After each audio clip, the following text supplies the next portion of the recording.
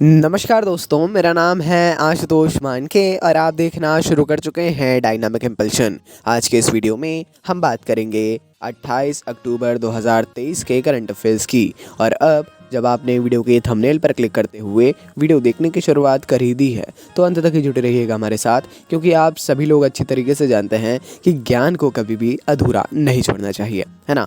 इसी बात के साथ आइए हम शुरू करते हैं आज के इस वीडियो को। आज की पहली जानकारी के साथ पूरे फोकस के साथ जुड़े रहिएगा, एंजॉय के साथ देखिएगा। कोई चीज़ ना समझ में आए तो कमेंट में पूछ सकते हैं। एक बहुत ही अच्छी चीज़ है आपके पास इंटरनेट और गूगल, उसका सहारा आप डेफिनेटली लेंगे ही और ले भी सकते हैं, है ना। शुरू करते हैं पहली जानकारी के साथ। भारत ने संदर्भ पेट्रोल और डीजल के उत्पादन की शुरुआत करके ऑटोमोटिव क्षेत्र में आत्मनिर्भरता की अपनी खोज में एक महत्वपूर्ण मील का पत्थर चिन्हित किया है।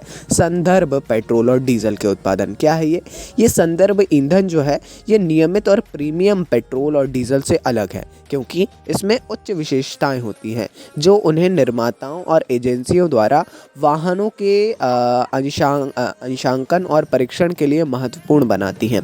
संदर्भ ईंधन और नियमित या प्रीमियम ईंधन के बीच प्राथमिक अंतर ऑक्टेन संख्या में निहित है ना। ऑक्टेन यदि आप लोग जानते हो है ना, ऑक्टेन संख्या जो है उसमें है अंतर जो है मात्र, लेकिन हाँ ये काफ़ी अच्छा है और बहुत ही ज़्यादा एक अच्छी बात है। धीरे धीरे परिवर्तन आएगा। आगे बढ़ते हैं। 37वें राष्ट्रीय खेलों का आधिकारिक तौर पर उद्घाटन प्रधानमंत्री नरेंद्र मोदी जी के द्वारा गोवा के पणजी में कर दिया गया है। इसी की अलग अलग जानकारियां हम लगातार आपको दे रहे हैं, 3 बार दी जा चुकी हैं, है ना। और इस समारोह में इस कार्यक्रम में खेल प्रेमियों और समर्थकों की भारी भीड़ देखी गई, जो इस खेल तमाशे नहीं कहना चाहिए, लेकिन हाँ खेल के शुरू होने की बेसब्री से इंतज़ार कर रहे थे, है ना।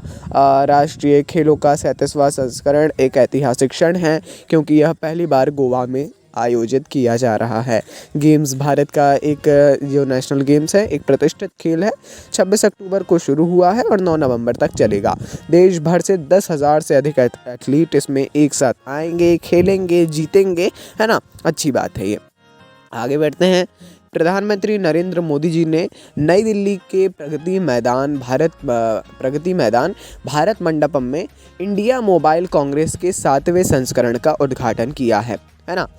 देखिए ये इसमें कुछ लोग कंफ्यूज हो रहे हैं, भारत मंडपम केवल G20 के लिए था क्या? ऐसा नहीं है। अब वो भारत मंडपम वहाँ पे लॉन्च ही कर दिया गया है प्रगति मैदान में, है ना। यहाँ पर जो है इंडिया मोबाइल कांग्रेस का 7वां संस्करण इसका उद्घाटन किया गया। इस प्रतिष्ठित कार्यक्रम में दूरसंचार उद्योग के प्रमुख लोग आधुनिक तकनीकों का प्रदर्शन करने, महत्वपूर्ण मुद्दों पर चर्चा करने और नवाचार को बढ़ावा देने सम्मिलित होने साथ आए थे, है ना। क्या नाम है इसका?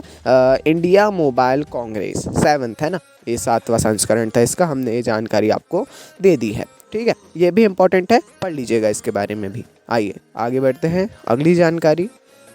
इटली एक गंभीर जनसांख्यिकी संकट का सामना कर रहा है। इस वर्ष जन्मों की संख्या एक नए निचले स्तर पर पहुंच गई है।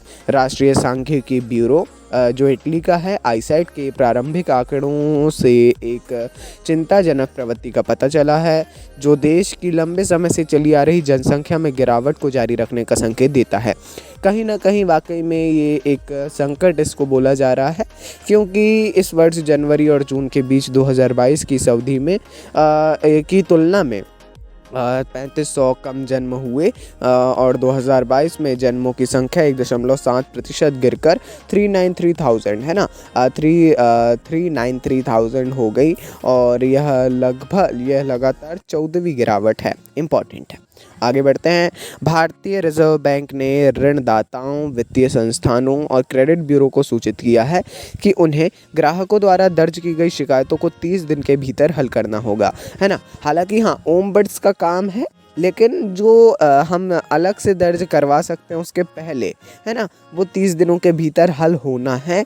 अन्यथा या प्रतिदिन 100 रुपये का जुर्माना भरना होगा, ताकि यह सुनिश्चित किया जा सके कि ग्राहकों की क्रेडिट जानकारी से संबंधित शिकायतों का समाधान किया जा सके, है ना। ये जो है ये ध्यान दीजिएगा यहाँ शब्दावली पे थोड़ा सा, ऋणदाताओं, वित्तीय संस्थानों और क्रेडिट ब्यूरो, है ना, ये खासकर ऋणदाताओं की समस्याओं के लिए है। ठीक है, ये एक इम्पॉर्टेंट जानकारी थी और लगभग आज की सभी इम्पोर्टेंट जानकारियों को एक वीडियो में लेने का हमने प्रयास कर दिया है यहाँ पर, और आशा करते हैं आप सभी को ये सारी चीज़ें समझ में आ ही गई होंगी।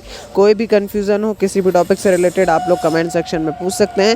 अपन मिलते हैं ऐसी ही जानकारियों के साथ किसी अगले वीडियो में, ऐसे ही सपोर्ट करते रहिए।